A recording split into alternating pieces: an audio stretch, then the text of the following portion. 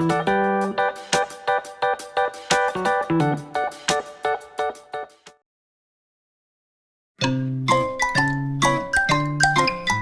้เป็นเวลาตี 5นะครับเรากำลังจะไปภูทอกกัน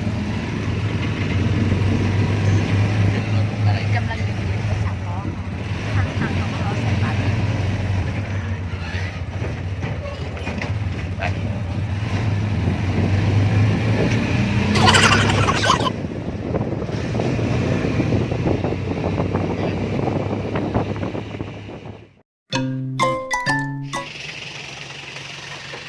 ต้องเดินขึ้น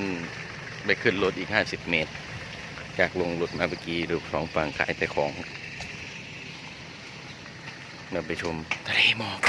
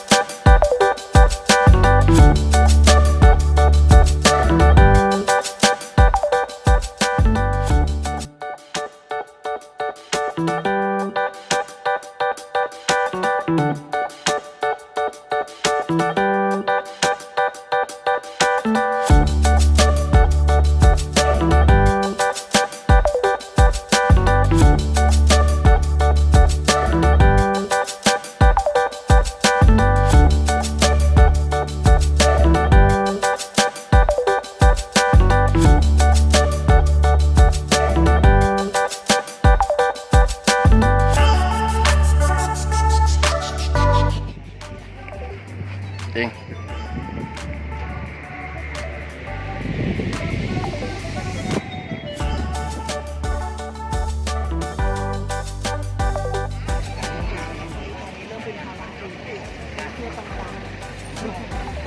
เราเตรียมมาติดลบ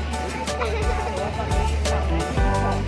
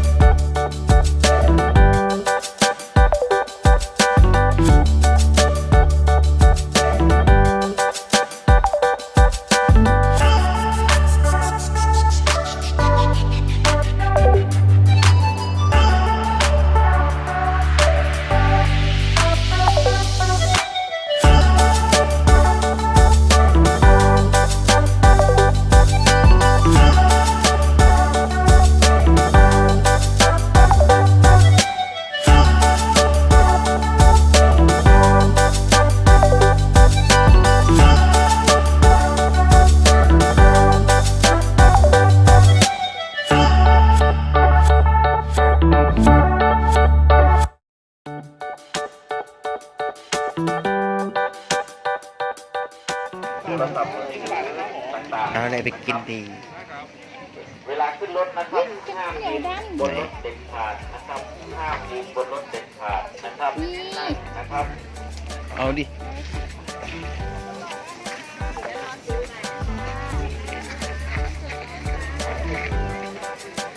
วันนี้ทะเลหม สวยงามนะครับสวยงามนะครับสวยงามมากนะครับ